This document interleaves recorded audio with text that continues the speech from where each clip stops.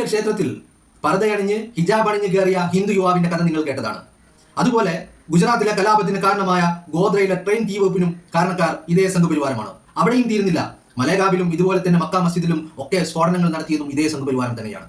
അപ്പോ ഈ സംഘപരിവാരം എന്ന് പറയുന്നത് ഇന്ത്യയുടെ വളർച്ചയിലും ഇന്ത്യയുടെ പാരമ്പര്യത്തിലും യാതൊരുവിധ പങ്കുമില്ല എന്ന് മാത്രമല്ല, ഇന്ത്യയുടെ പാരമ്പര്യത്തെയും ഇന്ത്യയുടെ വളർച്ചയെയും തുരങ്കം വെച്ചവരും ആപ്പ് വെച്ചവരും ഈ സംഘപരിവാരമാണ് എന്നുള്ളതാണ്. ഇപ്പോ ബളഗാവിലെ ഈ പ്രൈമറി സ്കൂളിൽ നടന്ന സംഭവം, ശ്രീരാമൻ ഒരിക്കലും അത് ചെയ്യില്ല, ബട്ട് ശ്രീരാമസേനക്കാരത് ചെയ്യും. സംഘപരിവാരം അത് ചെയ്യും. സംഘപരിവാറിന് ഇവിടെ മനുഷ്യ ജീവന് യാതൊരു വിലയുമില്ല. അവർക്കിവിടെ വേണ്ടത് വർഗീയ കലാപങ്ങളാണ്. അവർക്കിവിടെ വേണ്ടത് മതങ്ങൾ തമ്മിൽ തല്ലലാണ്. അവർക്കിവിടെ വേണ്ടത് ഈ സാഹോദര്യായിത്വം, ഈ മതേതരത്വം അത് തകർന്ന് കാണലാണ്.